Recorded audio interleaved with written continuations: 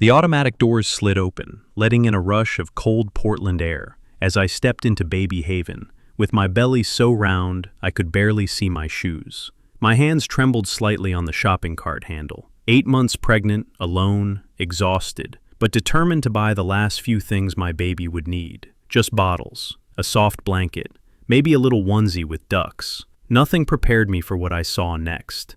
A burst of laughter, sharp, familiar, echoed from the next aisle. I froze. That voice used to greet me every morning. That voice once promised forever, and now it slithered through the newborn section like a ghost I still feared. Brandon. My ex-husband stood near a wall of strollers, perfectly styled in a navy coat, his silver Citizen watch catching the store lights. His arm was wrapped around a woman whose beauty was so polished it felt almost artificial. Savannah Brooks, his new influencer girlfriend. She held a luxury diaper bag like it was a trophy she'd won. My pulse hammered. I turned the cart, hoping they wouldn't see me. But fate wasn't that kind. Savannah gasped, loudly, dramatically. "Oh my God. Brandon, isn't that your ex-wife?" Brandon's smile faded as his eyes locked on my belly. 8 months of life pushing against my ribs. 8 months of secrets he never cared to ask about. He blinked once, twice, as if trying to calculate what he was seeing. "Maddie?" he muttered. "You're pregnant?" The air thickened. Shoppers slowed. Even the soft lullaby music playing overhead felt like it held its breath. Savannah stepped closer, her heels clicking like tiny daggers. "Wow. And you're shopping alone? That's sad." Heat flushed my cheeks. I gripped the cart so tightly my knuckles turned white. I wanted to disappear, melt into the floor, anything but stand there under their cruel, glittering eyes. But then, behind me, footsteps. A deep, calm voice. "Maddie, do you need help?" I turned, and saw a face that would change everything. For a moment the world narrowed into a tunnel. Just me, my pounding heartbeat, and the man who once vowed to protect me, staring like I was a stranger who'd inconvenienced his day. Brandon's eyes darted between my face and my swollen belly, confusion twisting into something colder, something uglier. "Maddie?" he repeated, voice sharp now, as if accusing me of showing up on purpose. "Why didn't you tell anyone you were like this, pregnant, alone, unwelcome?" He couldn't even say the word. Savannah folded her arms, her designer coat rustling like expensive paper. "Honestly, babe, she looks further along than I expected." Her eyes skimmed over me, slow and judgmental. 8 months, and you're here by yourself? Where's the father?" My throat tightened. Heat crawled up my neck. Strangers were beginning to watch. Soft murmurs, raised brows, pitying looks. The kind that sliced deeper than any insult. "I don't owe you an explanation," I whispered. Savannah's lips curled. "So no father in sight. That tracks." Brandon let out an incredulous scoff. "Is that why you've been quiet for months? Because you knew I'd figure this out?" He stepped closer, lowering his voice, but not enough. "You didn't waste time moving on, did you?" The accusation stunned me. Move on? To who? I had spent the last 8 months fighting morning sickness, fighting loneliness, fighting the echo of his slammed doors in my apartment. Moving on was a luxury I had never been allowed. "I didn't move on," I breathed, my voice barely holding. "I moved away." But Brandon wasn't listening. He was scanning the aisle, almost paranoid, like he feared someone would overhear something damaging to him, not me. Savannah leaned in smugly. "If you needed help, you should have just asked. Brandon and I would have pointed you to a donation center or something. Donation center for single mothers. Like I was a charity case to be discarded." A tremor went through my chest. That was when a shadow moved beside me, steady, grounded, familiar in a way that made my breath hitch. Colton Hale stepped forward, his tall frame blocking Brandon's path. His calm presence cut through the tension like warm light through fog. "She didn't ask," Colton said quietly, "but she's not alone." Brandon's expression faltered. Savannah blinked. My heart stumbled. Because the way Colton said it didn't sound like a rescue. It sounded like a promise. Colton's presence steadied the air, but my chest still felt tight, like someone had wrapped invisible hands around my ribs and squeezed. Brandon stared at him, eyes narrowing with the kind of insecurity he used to hide behind a charming smile. "And you are?" Brandon asked, though the tremor in his voice betrayed him. Colton didn't flinch. Someone who actually cares whether Maddie is okay. Savannah let out an amused snort. So what, you're her babysitter? Her glossy lips curved into a smirk. Or maybe something else. The implication burned like acid. Before I could respond, a wave of dizziness washed through me. The overhead lights seemed to blur into streaks of white. I grabbed the side of the cart, steadying myself as the baby shifted sharply inside me. Whoa, Maddie? Colton stepped closer, hand hovering near my elbow. Sit down for a second. But sitting wasn't an option, not with Brandon's eyes glued to my stomach, not with Savannah filming the moment on her phone like it was content for her followers. Of course she was filming. Of course. History was repeating itself, and my mind, uninvited, unprotected, dragged me back a year. A memory I never wanted. Brandon slamming his MacBook shut during an argument. Me clutching a rejection email I hadn't written. Him saying my career wasn't worth the risk if we wanted a future together. The worst part? I believed him. I canceled the job offer. I apologized for wanting more. Now, seeing him standing there with perfect Savannah under perfectly staged store lighting, I felt something crack open inside me. Something old. Something tired. Are you dizzy because you're stressed? Savannah asked sweetly. Or because you're hiding something? Brandon leaned in, voice low and sharp. You should have told me, Maddie.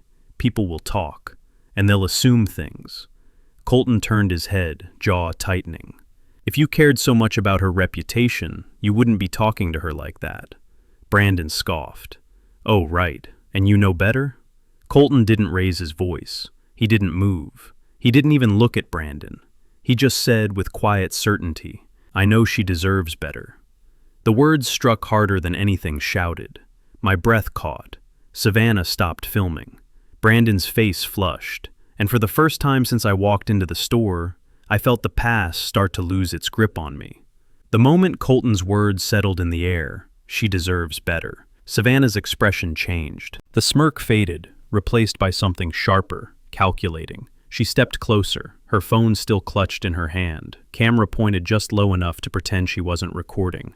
Well, she said brightly, if Maddie deserves better, then maybe she shouldn't be wandering around 8 months pregnant without a partner. It's suspicious. A few shoppers glanced over. Suspicious. Like I was doing something wrong by surviving. Brandon seized the moment. His ego always needed an audience. You know, Maddie, he said louder than necessary, people are going to wonder who the father is. They're going to ask questions. And if you think running into us today is awkward, he laughed softly, wait until the rumors start. My stomach twisted.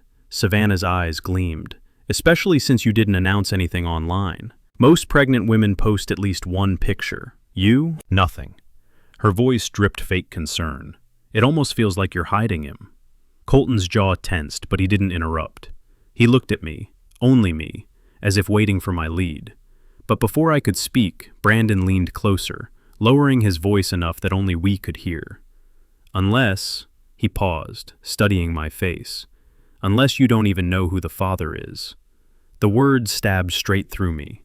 My breath hitched, my palms went cold, my vision blurred for a second. Colton took one step forward, placing himself directly between Brandon and me. You need to walk away, now. Brandon scoffed. I'm talking to my ex-wife. No, Colton replied, voice calm but edged with steel. You're harassing a pregnant woman in public. A manager from the store approached, drawn by the rising tension. Is everything okay here? Savannah immediately put on her sweet influencer smile. Oh, we're totally fine. Just a little family moment. But her tone couldn't hide the venom underneath. The manager's eyes moved to me. Ma'am, do you need assistance? I opened my mouth, but before a word came out, a sharp pain shot through my side. Not dangerous, not yet, but enough to make me grip the cart again. Colton's hand steadied my arm. She needs space. Brandon watched me wince and smiled. Actually smiled, as if my discomfort proved some point he'd been trying to make. And in that instant, something inside me hardened. I wasn't going to let him break me again. The pain eased, but humiliation lingered like a bruise beneath my skin. My breath trembled in and out as I straightened, refusing to let either of them see me fall apart. Not again. Not in public. Not in front of the man who once promised to love me, and the woman who seemed to enjoy watching me crumble. Brandon crossed his arms, shifting his weight like he was settling in for entertainment. See? This is exactly why I left when I did. You can't handle pressure, Maddie. You never could. My heart dropped into my stomach. How many times had he said that behind closed doors? How many times had I believed him? Savannah's expression softened in a way that wasn't kind, just condescending. Maybe we should just give her space, babe. She looks overwhelmed. Overwhelmed. Broken. Fragile. Words they used like weapons. But then Colton moved, not aggressively, but with the certainty of someone who refused to stand by another second. You don't get to define her anymore, he said, voice calm but resonant. And you don't get to rewrite what happened between you two just to make yourself feel heroic. Brandon snorted. Heroic? You think I wanted this attention today? I'd rather not run into my pregnant ex-wife while shopping for strollers with my girlfriend. Savannah flinched slightly. Strollers? Her eyes darted to him, confusion clouding her features. I caught it. Colton caught it. But Brandon didn't. He continued, oblivious. I mean, we're here looking for things we'll actually need, not... Savannah grabbed his arm, nails digging in. Brandon, what stroller? We never talked about... Brandon froze. The store fell silent around them. For the first time, Savannah wasn't playing to the cameras. Her eyes were wide, unsettled, searching his face like she was reading a confession. You said we were browsing, she whispered. You said it wasn't serious yet. Colton exhaled slowly. Looks like today's full of surprises. Brandon swallowed hard, but before he could respond, another sharp, contraction-like jolt forced me to grip the cart once more. Not dangerous, but getting closer. Colton immediately leaned toward me. We need to get you checked out. Brandon stepped forward instinctively, as if claiming some invisible right. Colton blocked him effortlessly. Back away. Brandon's face reddened. Savannah stood frozen. And I, breath shallow, heart pounding, felt the world tilt again. But this time, something was different. This time, I wasn't afraid of falling. Colton guided me toward a small seating area near the customer service desk, but each step felt heavier than the last. My body wasn't in labor, at least I hoped not, but stress had a way of tightening every nerve until it felt like my own skin didn't fit right. Breathe slow, Colton murmured, kneeling beside me as I eased into the plastic chair. His tone held no panic, only quiet certainty. You're okay. I'm right here. I nodded, but my throat was tight. Too tight. Because Brandon hadn't stopped watching me. No, studying me. Like he was trying to solve a puzzle he suddenly regretted leaving unfinished. Savannah, meanwhile, was trapped in her own shock, arms folded like she was hugging herself. She stared at Brandon with a look that could crack glass. You came here to look at strollers, she repeated, voice trembling. You said we were just killing time before brunch. Brandon swallowed hard. Sav, relax. I meant... No, she whispered, stepping back. You meant something.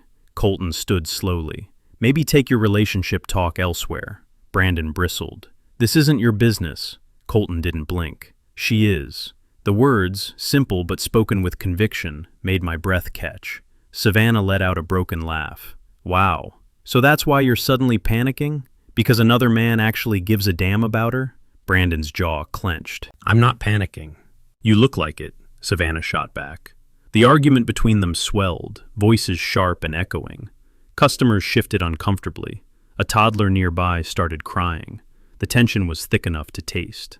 Then, another jolt ripped through my side. Not a contraction, more like my body throwing up a red flag. Colton immediately crouched beside me again.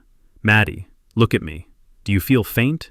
A little, I admitted, gripping the edge of the chair. I just need a minute. Brandon finally stepped closer, concern flickering across his face. Real or convenient, I couldn't tell. Is she okay? He asked. Colton turned just enough to glance at him. If you cared about her well-being, you wouldn't have spent the last 10 minutes humiliating her. Brandon opened his mouth to protest, but a store employee rushed over with a cup of water and a panicked expression. Ma'am, should we call medical support? Before I could answer, Savannah spoke, unexpectedly, softly. Maybe you should. Everyone fell silent, and my world began narrowing again, not from fear this time, but from the terrifying possibility that something deeper was wrong. The store manager hovered anxiously while the young employee waited with the water cup suspended between their trembling hands. The air felt heavier, thicker, like everyone sensed something was shifting beneath the surface.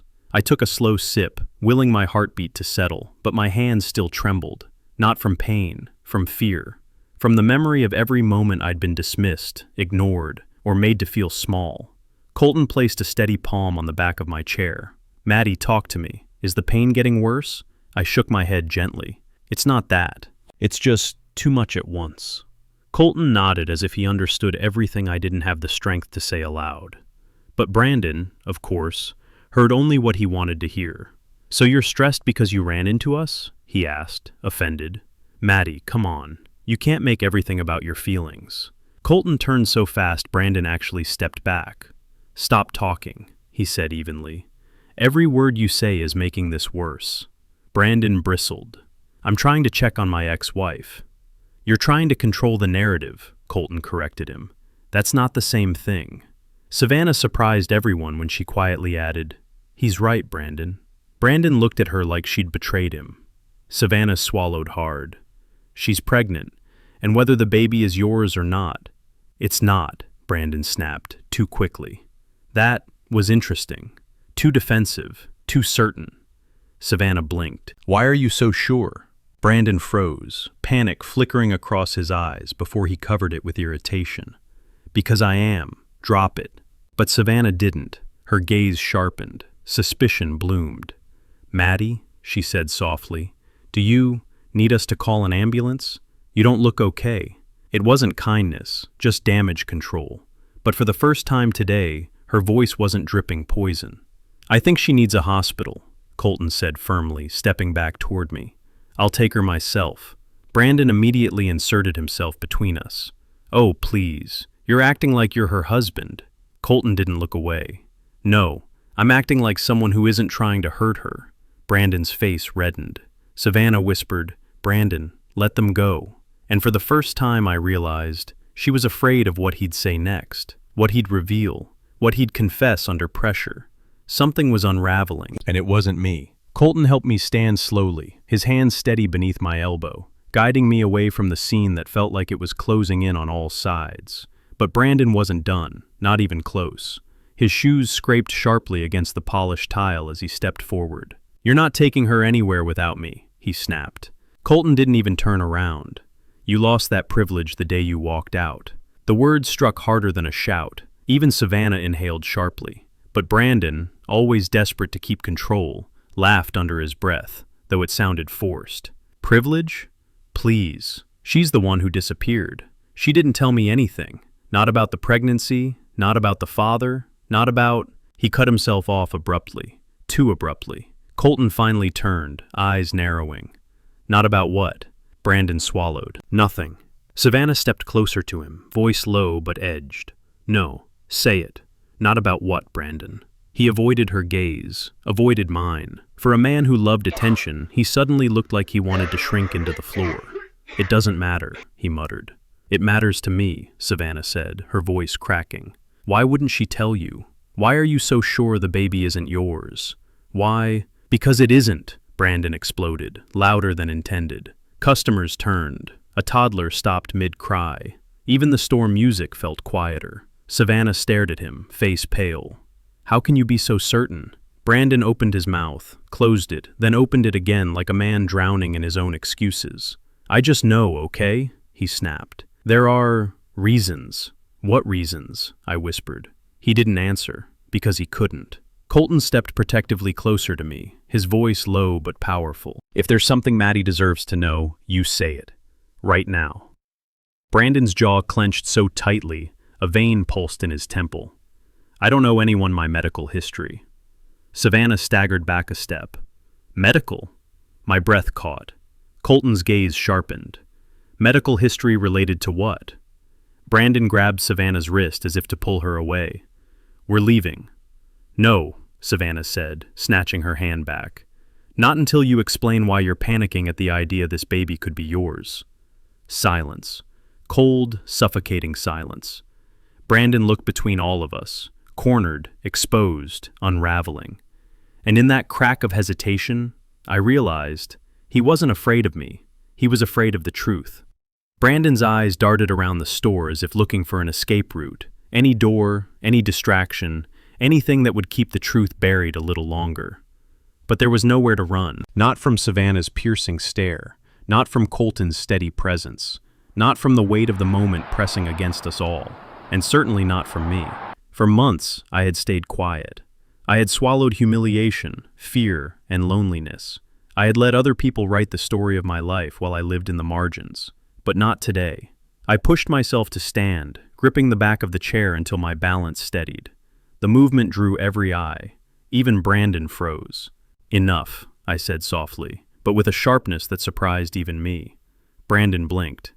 "Maddie, sit down. You're going to hurt yourself." "No," I said, meeting his eyes with a steadiness I didn't know I still had. "You've talked over me, dismissed me, humiliated me, for years. But you don't get to do it anymore." A murmur rippled through the nearby shoppers. I took a shaky breath. "You want to know why I didn't tell you anything? Because you made sure I learned to keep quiet. You made sure I felt small. Every dream I had, every chance I got, you crushed it before I could even try."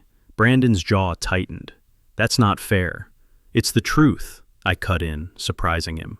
"You told me I wasn't strong enough. You told me I couldn't handle pressure. You told me my career didn't matter." My voice wavered, but I pushed on. "And when I needed support the most, you weren't there." Savannah's expression shifted, less smug now, more stunned. Colton stepped closer, not touching me, but grounding me just with his presence. I looked directly at Brandon. "I didn't disappear. You stopped looking." Silence. Sharp, heavy, definitive. Brandon swallowed hard. "Maddie, I didn't mean—" "You meant every word," I whispered, and I finally listened. Savannah exhaled, the pieces clicking together in her mind. "So that's why she didn't tell you," she murmured. "Because you didn't deserve to know." Brandon stared at her, betrayed. But for the first time in a long time, I didn't care how he felt.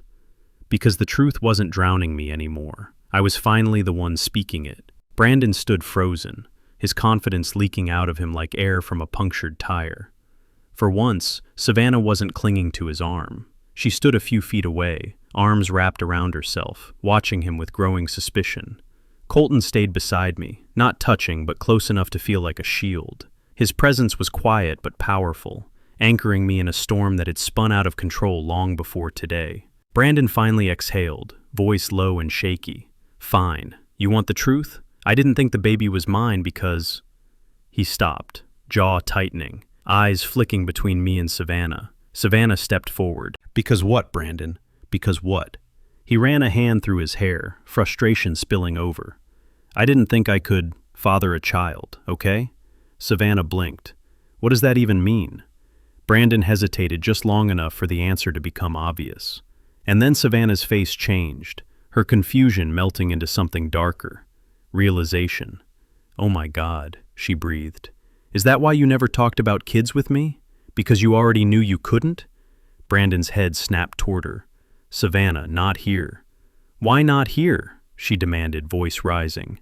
"You humiliated her in public. You can handle a little truth in public." The crowd around us pretended not to listen, but the tension was magnetic. Colton's voice cut cleanly through the air. "So you knew about your infertility before the divorce?" Brandon glared at him. "It's none of your business." "It is," Colton replied calmly. "If you use that lie to blame her or punish her or make her feel unworthy." My heart thudded, because that was exactly what he had done. Savannah shook her head slowly, her voice trembling. "So you let her think something was wrong with her. You left her while knowing she wasn't the problem." Brandon stepped toward her. "Savannah, stop." But Savannah was done listening. "No," she said sharply. "You made yourself the victim, and you made her the villain to save your pride." The words hung between us like a blade. I felt my breath catch, not from pain but from something else. Something clearer. Vindication. Brandon turned back to me, desperation creeping in. "Maddie, I didn't mean for it to come out like this." "It always does," I said quietly. "The truth always finds a way." And for the first time, Brandon looked genuinely afraid. The moment Savannah stepped back from Brandon, something shifted in the air, like the first crack of ice before it breaks completely. Her eyes were glossy, but not with sadness, with anger, with betrayal. "You let her think she was the problem," she whispered. "And then you let me believe you just weren't ready for kids. God, who even are you?"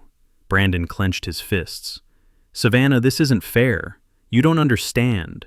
"I understand perfectly," she snapped. "You lied to protect your ego. You lied to control the narrative. And now you're doing it again."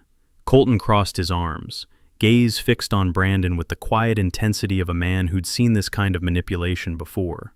"So you left her, knowing she wasn't the issue, and instead of being honest, you chose to destroy her confidence." Brandon glared back. It wasn't like that, but the trembling in his voice told another story. I pulled in a shaky breath. The fear I'd carried for months, the fear of facing him, of explaining anything to him, began fading like steam on a mirror. "I blamed myself," I said softly. "Every night. I wondered what I did wrong. You let me believe my body had failed you." Brandon's head dropped, shame flickering across his face. "I didn't want pity. And I didn't want cruelty," I replied. Savannah's voice cut through us. "So the baby, she couldn't have gotten pregnant with you anyway?" Brandon winced. "Savannah, answer me," she demanded. "No," he whispered. The silence that followed felt like it shook the floor. Colton stepped closer, not touching me, but aligning himself beside me like a declaration. "Then you owe her an apology." Brandon looked at me, guilt and panic warring in his expression. "Maddie, I'm sorry. I didn't mean for any of this to happen. A year ago, those words would have broken me open. Today, they barely reached me." "You're not apologizing," I said quietly. "You're trying to save face." Savannah let out a humorless laugh. "Wow, and I thought I knew red flags." Brandon turned toward her sharply. "Savannah, can you not?" "No," she said coldly. "I'm done covering for you." The store, the shoppers, the noise, they all faded. Because at that moment, it finally felt like the truth had caught up to him, and I wasn't the one on trial anymore. The tension in the store had reached a level so sharp, it felt like even the shelves were listening. Savannah backed away from Brandon, arms crossed tightly, as though holding herself together. Brandon, suddenly exposed, looked smaller than I had ever seen him, like his arrogance had been peeled off layer by layer. But even stripped bare, he couldn't resist reaching for control. He pointed at me, voice trembling. "This doesn't change the fact that you should have told me. I had a right to know you were pregnant." My heart thudded painfully. Colton stepped forward. "You lost that right when you walked out." Brandon glared. "I still deserve to know." "No," I said, my voice steady. "You deserve the truth, and you had it. You just didn't want it." Savannah's head snapped toward me. "What truth?" I inhaled slowly. "That he left because he said I wasn't enough. That I didn't bring anything to his life. That I held him back." Savannah's mouth fell open. "He told you that? While knowing you weren't the reason he couldn't?" She stopped, blinking rapidly. "Oh, that's actually cruel." Brandon exhaled sharply. I didn't want her to feel guilty. Colton let out a disbelieving laugh. "You mean you didn't want to feel embarrassed?" Brandon's face burned red. "You don't understand anything about us." Colton's expression softened, not for Brandon, but for me. "I understand this. She's standing here 8 months pregnant, shaking from stress, and all you can think about is protecting your image." Brandon's jaw tightened, but he didn't deny it. Savannah brushed a hand through her hair, suddenly pale. "God, Brandon, if you lied about something this big, what else have you been lying about?" He reached for her arm. "Savannah, come on, don't make a scene." She stepped back. "You already made one, and you dragged me into it." A security guard approached carefully. "Is everything all right here?" Before anyone could answer, I felt a pull low in my stomach, sharp, deep, undeniable. My hand flew to my belly. Colton's eyes widened. "Maddie, what was that?" Brandon stiffened. "Was that?" Another wave hit, stronger this time. My breath hitched. I don't know," I whispered. Colton knelt beside me instantly. "Hey, look at me. Are you contracting?" One more wave. Harder. Real. Oh God. Maybe I was. Savannah gasped. Brandon paled. And the store erupted into chaos. The world blurred into a haze of fluorescent lights and panicked voices. Someone called for a first aid kit. Another shouted for space. Colton's hands were already supporting me, steady and warm, guiding me back into the chair I'd stood up from just minutes earlier. "Maddie, breathe," he said gently. "Slow. I'm right here. I tried. God, I tried." But the pressure gripping my stomach didn't feel like the earlier stress pains. This was deeper, like my body was shifting gears without my permission. Brandon hovered a few feet away, pale and rigid. Savannah stood farther back, her hand covering her mouth. "Is she going into labor?" someone whispered near the baby bottle aisle. I clenched the armrest, breath shaking. "It's too early. It's not time yet." Colton placed a steadying hand on my shoulder. "We're getting you to a hospital. Now." He looked to the security guard. "Call an ambulance." But before the guard could reach his radio, Brandon stepped forward abruptly. "Wait!" he blurted, voice cracking. Colton shot him a deadly look. "Back away." Brandon ignored him and looked straight at me. Really looked, like he was seeing me for the first time in a long time. "Maddie, before you go, I need to say something." Savannah frowned. "Brandon, not now." "No," he insisted, voice shaky. "It has to be now." The store went silent again. He swallowed hard. "I didn't tell you the real reason I left." My pulse thudded painfully. Brandon's voice dropped to a whisper, the kind that carried anyway. "It wasn't because of you, or your dreams, or our fights. It was because I couldn't give you what you wanted most, a family, and I couldn't handle that." Savannah stiffened. Colton's jaw tightened. I froze. Brandon continued, his face crumbling. "I got the tests, I knew. And when you didn't get pregnant after we tried, I thought it was better if I walked away before you realized it was my fault. I didn't want you to look at me like I had failed you." His voice cracked. "I left because I was ashamed." A murmur swept through the bystanders. But inside me something shifted. Something heavy, something old. Not forgiveness, not anger, clarity. And then another contraction hit, sharp, undeniable. I gasped, clutching Colton's arm. "It's happening," Colton said urgently. "We need an ambulance, now." The contraction left me breathless, my fingers locking around Colton's sleeve as the world tilted again. The store lights felt too bright, every sound too sharp. Colton steadied me instantly, lowering his voice to a calm, grounding whisper. "Maddie, stay with me. We're getting help." The security guard was already calling 911, relaying details in a rushed tone. A few shoppers stepped back to give us space, forming a loose barrier of worried faces. Brandon took a hesitant step toward me. "Maddie, please, just listen to me. I didn't want you to suffer because of my—" Colton's head snapped up. "She doesn't need this right now. Back up." "But I need to explain," Brandon choked out. Savannah stared at him, shaking her head. "Brandon, this isn't about you anymore. She's literally going into labor." Another contraction tightened around my core. I tried to breathe through it, but the fear rising in my chest made everything harder. "It's too early," I whispered. "It's not supposed to happen yet." Colton's hand tightened around mine. "Early doesn't mean unsafe. The paramedics will be here any minute." But Brandon dropped to his knees suddenly, stunning everyone. "I never stopped caring about you," he said, voice raw. "Even when I walked away, I thought I was sparing you. I thought your life would be better without someone who couldn't give you a family." Savannah's breath hitched. "Brandon," he shook his head at her. "I ruined everything. And now you're having a baby. And it's not mine. And it's killing me because I wanted this with you." I was just too ashamed to admit it. Another wave of murmurs rippled through the onlookers. My heart twisted, not with longing, but with something closer to grief for the years I spent believing his silence was my fault. Colton leaned closer to me, whispering in my ear. "You don't owe him anything. Focus on yourself, on the baby." His voice was a lifeline. The paramedics burst through the sliding doors at that moment, pushing a stretcher. The store manager ushered them over in a panic. "We've got her," one of them said gently. "Ma'am, can you walk, or do you need support?" Colton answered for me, steady, certain. "She's not walking. She's been contracting for several minutes." Brandon reached for me instinctively. Colton stepped between us. "She's going with me." And just like that, the world split. My past kneeling behind me, my future holding me upright. The paramedics eased me onto the stretcher, their movements quick but gentle. My breathing was shallow, but steadier now, with Colton walking beside me, his hand never leaving the bar rail. The cold air from the open doors swept across my face as they pushed me toward the ambulance. Behind us, Brandon's voice cracked through the chaos. "Maddie, wait!"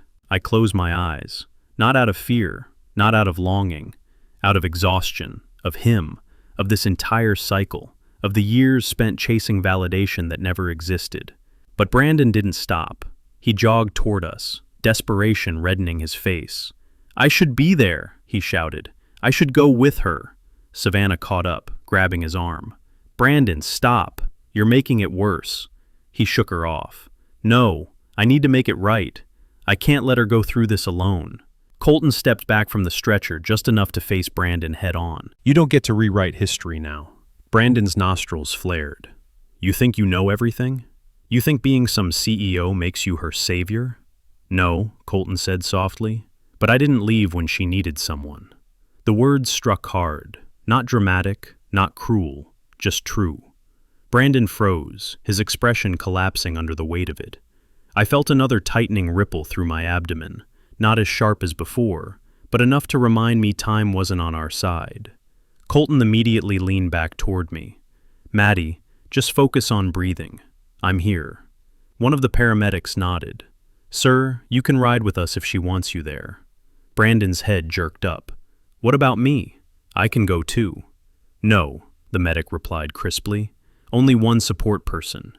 Both men looked at me. Two different lives, two different versions of who I used to be.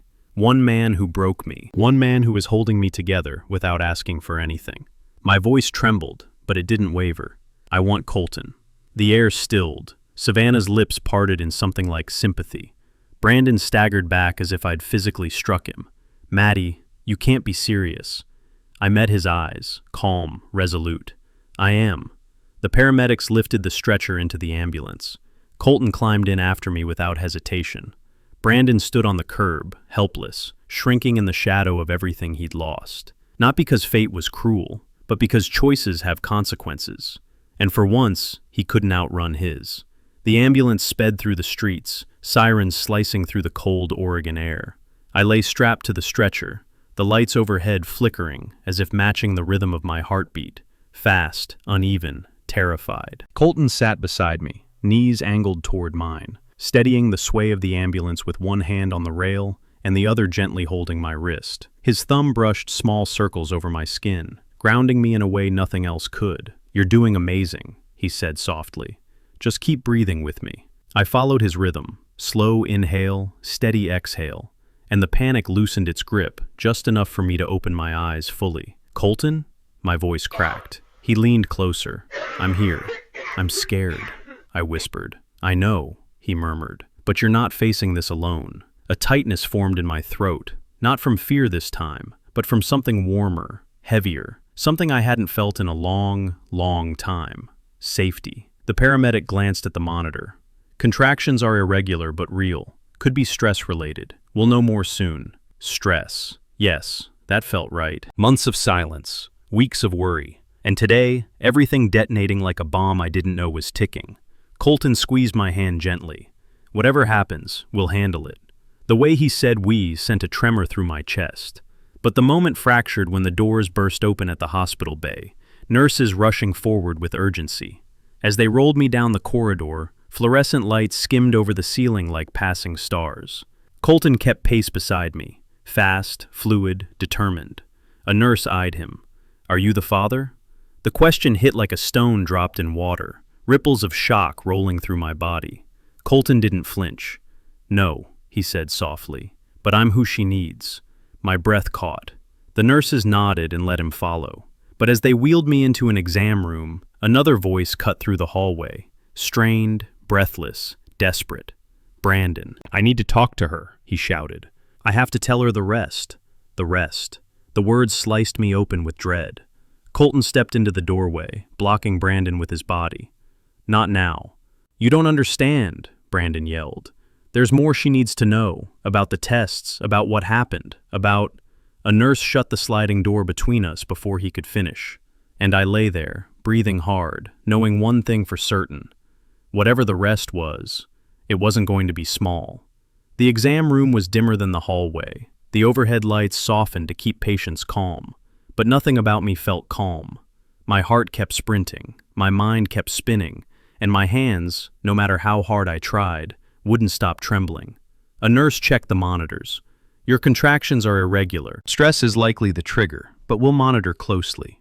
I nodded, though the words felt distant, muffled by the thrum of adrenaline. Colton stood near the bed, arms folded, not in frustration, but in a protective stance that made the room feel less terrifying. "You're okay," he said softly.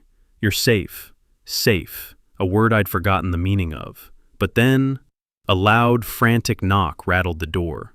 Before anyone could stop him, the door slid open a few inches, and Brandon's voice tore through the room. "Maddie, please, let me explain." A nurse immediately tried to push the door closed. "Sir, you cannot be in here." "I have to tell her," Brandon shouted, trying to wedge his shoulder into the gap. It wasn't just the infertility. There was something else, something I didn't tell her, something she deserves to know before the baby comes. My chest tightened. Another contraction pulsed low, echoing the panic sweeping through me. Colton stepped between the bed and the door, like a wall of unshakable stone. "You need to leave," he ordered. Brandon didn't move. "No, you don't get it. What I did, what the doctors told me, she needs to hear it before—" "Before what?" I whispered. The question punched through the chaos. Brandon froze, his breathing hitched, the fight drained from his shoulders. Colton gently pressed the call button for security. Brandon sagged against the half-open door. "The tests. They didn't just show infertility," his voice broke. "They showed a high chance of a genetic condition I didn't want to pass on. I thought leaving you was protecting you from building a life that could fall apart." A hush swallowed the room. My pulse pounded, not from fear, from the weight of a truth he had carried alone, wrongly, cruelly, but alone nonetheless. The nurse finally pushed the door shut, locking it. Colton returned to my side, eyes soft with concern. "You don't have to process that now." But my heart was trembling, not because of Brandon's confession, but because deep down I knew that wasn't the whole truth, not yet. For a few seconds after the door locked, all I could hear was the sound of my own heartbeat, too fast, too loud, thudding against my ribs like it was trying to escape. Brandon's confession swirled inside me, confusing and heavy, but the room didn't give me time to unravel it. The monitors beeped softly. The contraction eased. Nurses moved efficiently around me, but my mind stayed stuck on one truth. If Brandon had carried that secret, what else was he capable of hiding? Colton stood close enough that the warmth of him steadied the chill forming beneath my skin. "You're trembling," he said gently. "I'm overwhelmed," I whispered. "And he's lying, or hiding, or both." Colton's jaw tightened. "You don't have to figure it out today." But that wasn't true, because outside that locked door, Brandon was pacing, pleading, unraveling. And I knew him well enough to know, a man that desperate doesn't break open a secret this big unless he's terrified of the next one. A nurse adjusted my IV. "Your vitals are stabilizing. The contractions look stress-related. Once we calm things down, you may not go into full labor." Relief washed through me, quick, fragile. But then, a loud thud hit the door, followed by Brandon's muffled voice. "Maddie, you don't understand. The tests weren't just about me. There was another reason I left. A bigger one." Colton stiffened. "Security will be here any minute." But Brandon kept going, frantic. "I didn't want you trapped in my mess. I didn't want you to suffer because of the choices I'd made. Choices you don't know about." My throat tightened. "Choices?" Colton leaned down toward me. "Don't listen to him." "I can't help it," I whispered, gripping his sleeve. "He's never talked like this before." Another slam, another crack in his composure. "Maddie, please. I never cheated on you, but—" His voice broke. There was someone else involved, someone who— The door burst open. Security rushed in, grabbing Brandon by the arms as he still tried desperately to reach me. "Let me finish," he begged. "She needs to know. She needs to know who manipulated everything." Manipulated. The word struck like lightning. I felt the contraction return, not from fear this time, but from revelation, because suddenly I knew exactly who he meant. And the truth was so much darker than I ever imagined. The security guards dragged Brandon backward, his shoes scraping across the hospital floor as he fought against their grip. His voice cracked with desperation, echoing through the hallway like a warning no one wanted to hear. "Maddie, it wasn't me," he shouted. "You're blaming the wrong person. She set everything up. She wanted us apart." Chaos swirled around us, rushed footsteps, sharp voices, the hum of machines, yet his words sliced through everything with horrifying clarity. She. One woman. One shadow behind all of it. Colton stepped in front of me again, shielding me from the scene unfolding beyond the exam room. "You don't have to listen to him," he murmured. But I did, because deep in my chest, beneath the fear and the exhaustion, something clicked into place. "I know who he means," I whispered. Colton turned, brows tightening. "Maddie." "It wasn't just him who pushed the divorce," I said, voice trembling. "It wasn't just him who tore down my confidence. Someone else whispered in his ear. Someone who told him I'd hold him back. Someone who hated seeing me succeed." Brandon thrashed once more, eyes red, pleading. "She lied to me. She told me you never wanted kids. She told me you only stayed with me out of pity." Pity. The exact word Savannah had thrown at me in the store. The truth hit me with such force I felt my body flinch. Savannah. It had always been her. I felt the room tilt, not from contractions this time, but from betrayal so deep it hollowed something inside me. Colton's jaw hardened. Savannah was involved? Brandon nodded violently as security forced him into the hallway. "She showed me fake messages. She said you were meeting someone else. She said you were already planning to leave me. I believed her. I was stupid. Enough," Colton said firmly, pushing the door shut. But the damage was done. My breath trembled. She manipulated him. She manipulated our marriage. And she's been standing beside him this whole time pretending she's innocent. A nurse approached, checking the monitor. "Your contractions are slowing. You're stabilizing." But nothing inside me felt stable. Because the truth had finally surfaced, and it was uglier than anything Brandon alone could have caused. Colton sat beside me, his hand finding mine. "You're safe now, Maddie. You're not going back to that life." I exhaled shakily, leaning into him. Because in one brutal moment, everything broke. And everything finally made sense. By the next morning, the hospital room felt calmer. The soft hum of machines, the muted sunrise filtering through the blinds, the air warm instead of frantic. My contractions had stopped entirely, and the doctor confirmed what we hoped. The baby was safe. Stress had pushed my body to the edge, but rest had pulled me back. For the first time in months, I felt like I could breathe. Colton sat beside my bed, a cup of warm hospital coffee in his hands. His hair was slightly tousled, his eyes tired, but he hadn't left once, not even to eat. "You don't have to stay," I murmured. He smiled gently. "I didn't stay because I had to." My chest tightened, not with fear, but with something hopeful, fragile. Before I could respond, there was a soft knock. A nurse peeked in. "That man you arrived with yesterday, the ex-husband? He was escorted off hospital property early this morning. And the woman, Savannah? She was yelling at him in the parking lot." The nurse shook her head. Security had to break it up. A slow, quiet understanding washed over me. Consequences. Unavoidable, overdue consequences. When the nurse left, Colton leaned closer. "You're not going back to that chaos," he said softly. "Whatever they did, whatever they said, it ends now." "I know," I whispered. For the first time, I actually know. He reached for my hand. "You've survived so much alone. Let someone stand with you this time." Tears pricked my eyes. "Why me, Colton?" "Because," he said, brushing a thumb across my knuckles, "I saw your strength long before you did. And because I want to build something with you, not control you, not silence you, just be with you."